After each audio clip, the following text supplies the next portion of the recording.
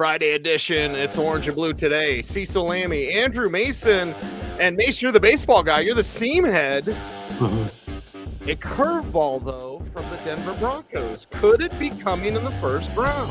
Yeah. Well, we had a curveball from the Rockies on Thursday when they brought Clint Hurdle out of, the nether regions to become the hitting coach again after some years away. And yeah, Daniel Jeremiah of NFL Network threw a curveball today when I asked him about Marion Hampton and the notion of the Broncos trading up for him. So it was a very, very interesting. Daniel Jeremiah did his last pre-draft media conference call today. He's really good. He does a couple of these. Did one in February, does one here the last week before the draft. Went 2 hours each time. Got to, I think he got to at least like 55, 60 questions today. Wow. Got to 3 from Denver media. Got to 1 from myself, 1 from our friends, Nick Kosmider of The Athletic, Parker Gabriel from the Denver Post. We're going to get to those as well.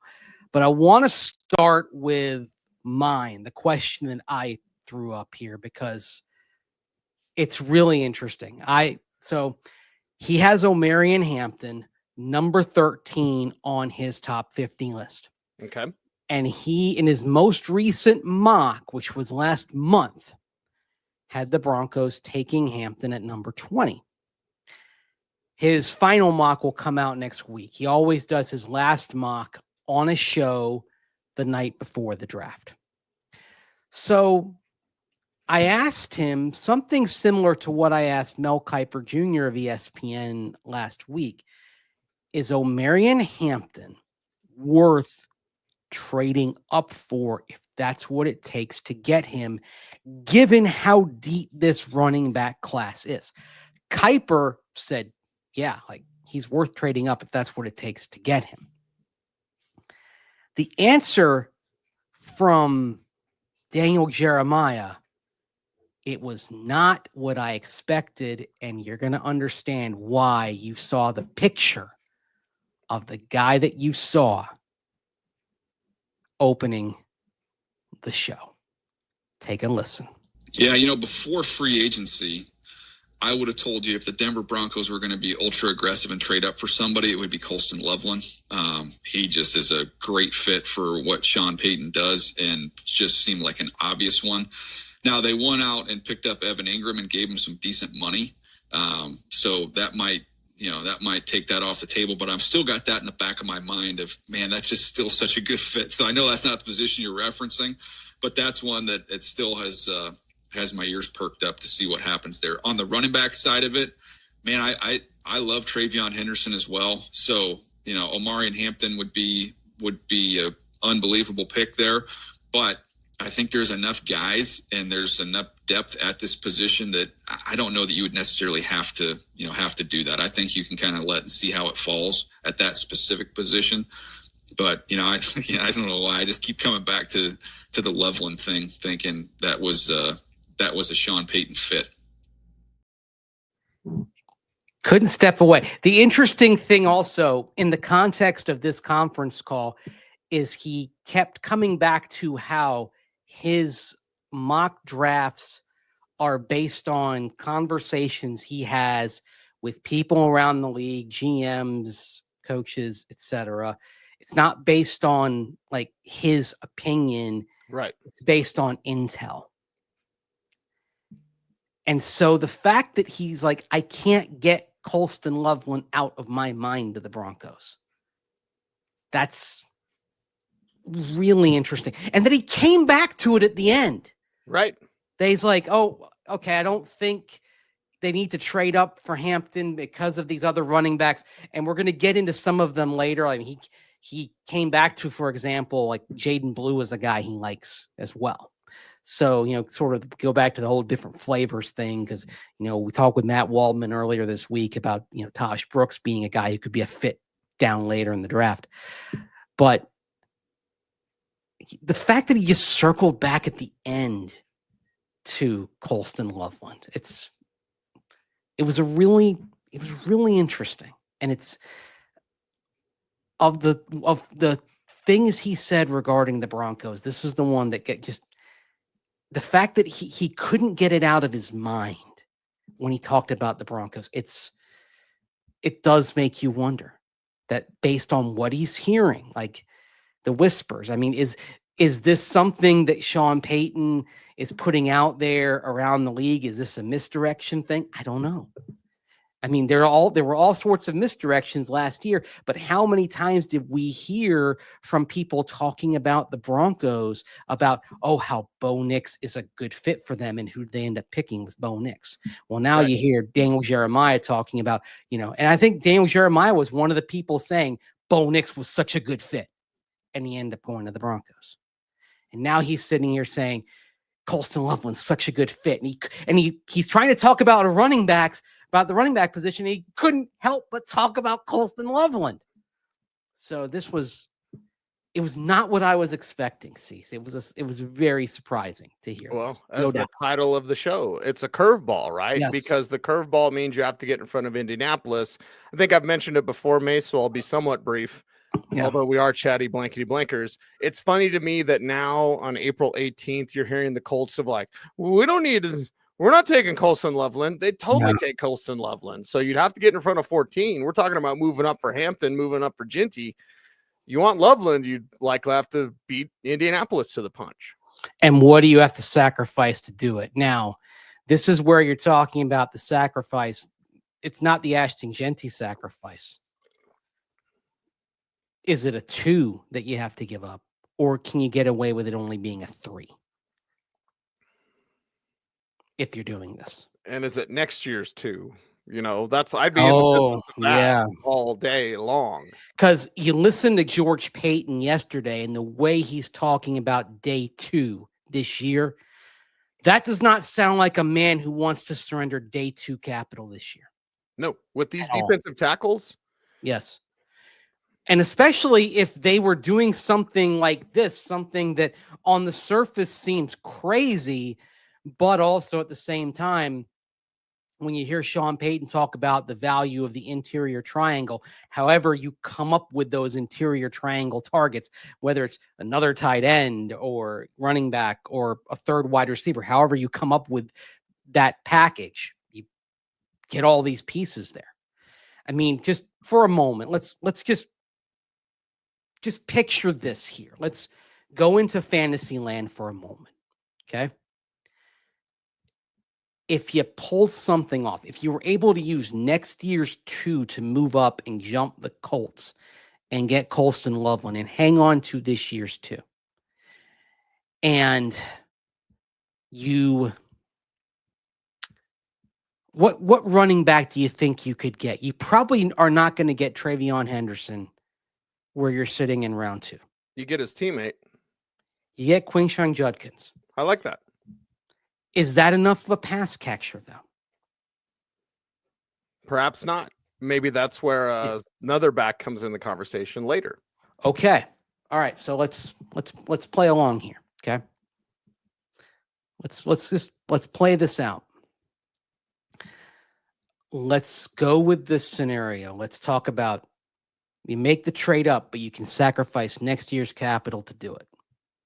A draft that's not going to be what this year's is. So you move up and you do this audacious, crazy ass thing that Daniel Jeremiah is talking about, that he can't get out of his mind. He can't get out of his mind Colston Loveland.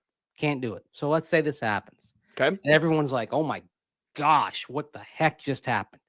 We'd all be sitting there, our mouths agape.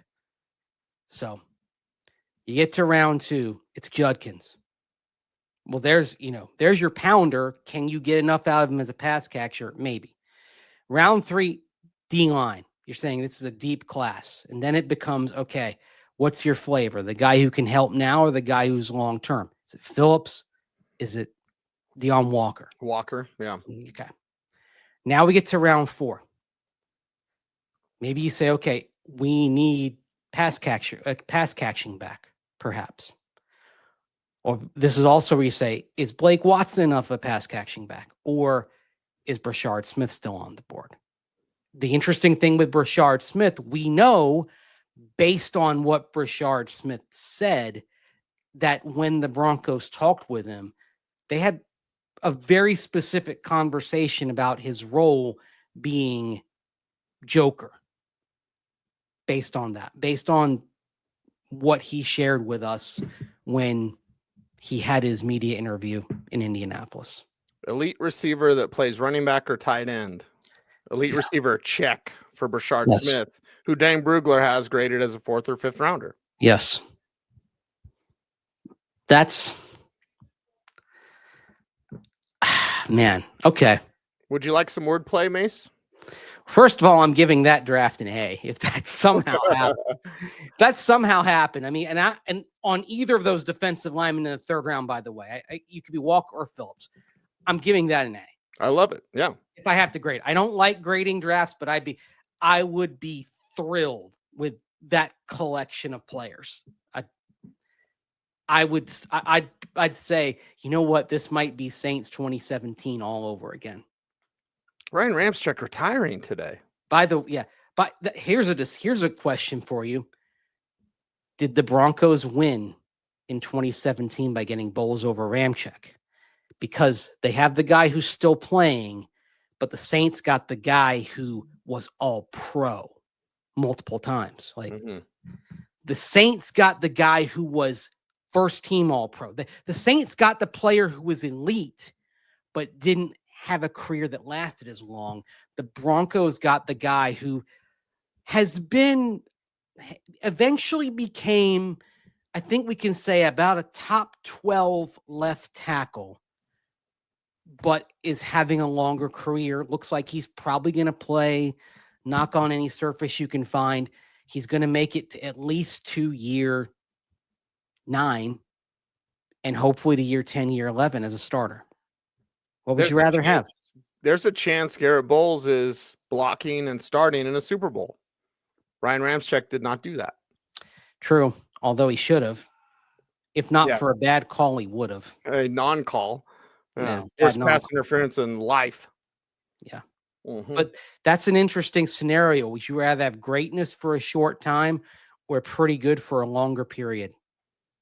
Because the Broncos, let's face it, Garrett Bowles was a bottom 10 starting left tackle the first 2 years of his career. Started to come around in 2019. Since 2020 has been a top dozen left tackle. So he's been pretty good now for 5 seasons. Would you rather have pretty good for 5 seasons or Ryan Ramczyk being elite for 4 and then injuries catching up to him and falling off the cliff? Right. That's a fair question to ask. And if you're the Broncos, here's where my wordplay comes in with running back, or I guess I should say numbers play. There's 2 that can be the 1. And if you get neither one of those 2, then you must draft 2. Yes. You either get Genty or Hampton, who can be the man.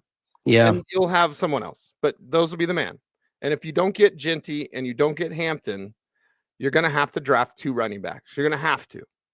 I don't care if it's Judkins and Jaden Blue, Brashard Smith.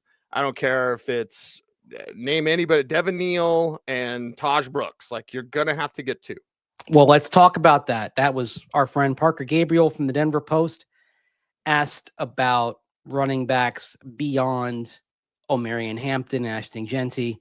Here's Daniel Jeremiah talking about that very topic. Yeah, Omarion Hampton can do all those things. To me, Travion Henderson would be a heck of a weapon. We've seen Sean with running backs like that. To me, I think he would be a fun one. The other one who I would look at for them and kind of that, I want to say Sproles-ish role, but someone who would just be a nightmare out of the backfield if they want to throw the ball to the backs, which he loves to do. Jaden Blue from Texas, big time speed, and he is an excellent route runner. Brashard Smith is another one. That's 2 guys that are basically receivers that you line up at running back, and you can get them out in the route, you split them out, and they're a nightmare. Like, you can watch Jaden Blue just on angle routes. He just tears people up, and he's got big time home run speed. So those guys would be kind of like the committee fits. But if you're looking for the guys just, first through third down, don't come off the field, can do everything. To me, I would look at Hampton, and I would look at Travion Henderson as probably being the captains of that team. So do you see Henderson as every down? No, I don't. Yeah. That's the one thing I'm not sure about with Henderson is every down. Now, that being said, it may be just that we don't have the body of work because he split the time with Judkins. So maybe it's just that we don't know. And in Sean Payton, I mean, you could be close enough to full time with Sean Payton. I think for any of these backs, you're blessing if you're drafted by the Broncos, even if it's Genty or Hampton, like you're the man, but you're also, there's still like a 30% guy floating around. Yes. There'll be somebody else. Yep. The question is the somebody else from this draft, or is there somebody else on hand? If they get Genty or Hampton, or maybe Henderson, the somebody else is probably one of the incumbents in-house. Yeah. And I'd say, again, I think Jaleel McLaughlin, he's in the mix no matter what, because he's that 3 to 6 touch a game guy, small, speed, right? Just to go back to the curveball, he's the curveball, or the changeup. Like he just comes in and he makes everything look different. The question is, and this depends on what type of back you get, who ends up being the relief if you draft one of those every down guys? Is it going to be Audric Estime or Blake Watson? I think it really kind of depends on what style of back you end up getting. Right.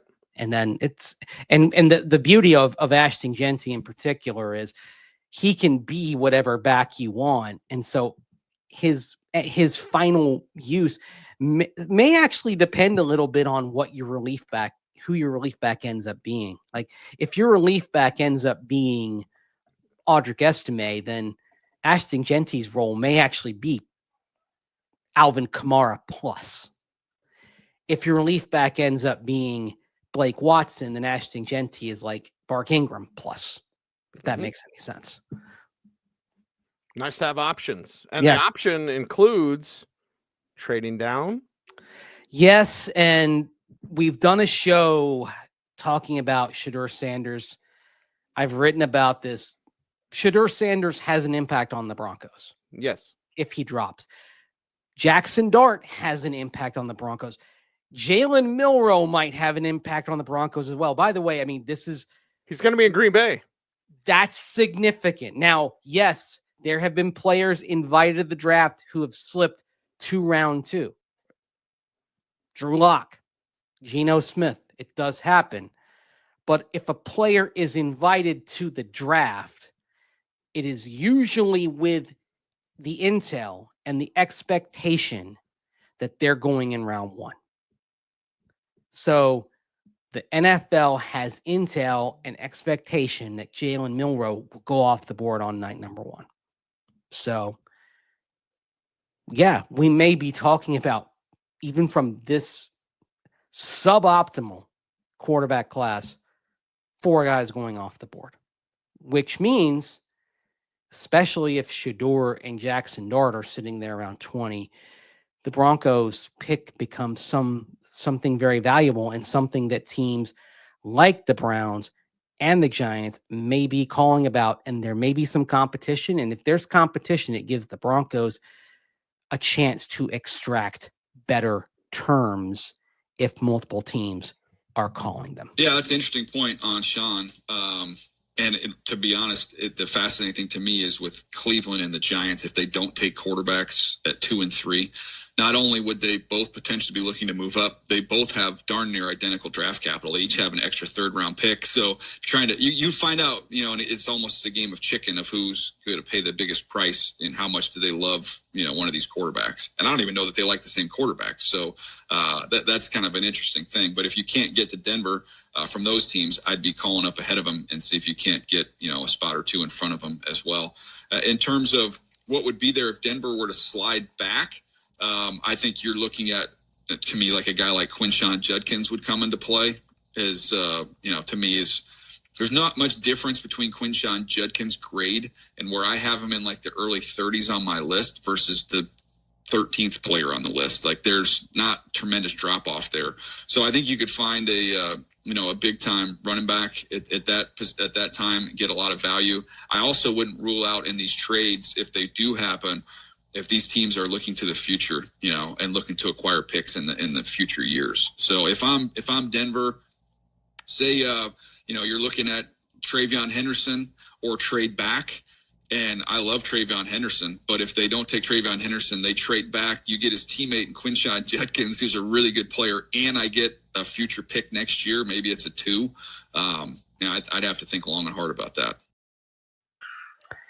Where he lost me there was the future pick next year. Yeah. I think the Broncos, if they're talking about extra picks, I think they want them this year, not next year. Now. Mm-hmm. Yeah. You want them in this class. Yeah. George Payton's real good about looking over the horizon and knowing what next year's class looks like. And the other thing that's interesting here is now the Broncos have already traded next year's 6th round pick. That's the JFM deal, John Franklin Myers. But according to Over the Cap, which is usually spot on these, the Broncos are projected to have 2 compensatory 7th round picks coming back, which would be the first compensatory picks coming to the Broncos in the Sean Payton era. Why that's significant is we know George Payton values the overall number of picks. So bear that in mind, that any deals the Broncos make, if they give up a pick in 2026, if they're projecting to have 2 comp picks in 2026, even if they're 7th rounders, in George Payton's mind, he might be thinking, well, we're still looking at having 7 total picks, even though a couple of them will be round 7, because he does like to make sure he still has a baseline of 7 picks with which to operate, even if a couple of them are at the end of the draft. That's sort of something from which he operates, is I like to make sure I've got 7 picks no matter where they are. Arrows in the quiver. Yeah, just bear that in mind. And remember, in a bad 2021 draft, at least depth-wise, it was fine at the top. They got PS2, but it was bad depth-wise. They still came out of that 7th round with Jonathan Cooper. So just bear that in mind. They know what they're doing. They know what they're doing, and we know that we love talking about it. The draft is less than a week away, counting down for you. Also, special Saturday show coming up for Orange and Blue today. But Mase, hope everyone has a weekend before the draft. It's like ramping up. We can't talk enough draft. Yeah. Ever on any show, Mase, but it's awesome. I mean, there are other sports going on, like this weekend. What? Playoffs. Draft. Playoffs. Yes. No, draft. We're Draftimus Maximus. There you go. We're here. We love it. We appreciate you all. But how do folks help us out on YouTube? Like, comment, share, subscribe, hit that notification bell so that you never miss vid. That's right. He's Andrew Mason. You follow him on all the socials at Mase Denver. I'm at Cecil and Mase saying OBT's BFD. Thanks for watching. Stay tuned and stay frosty.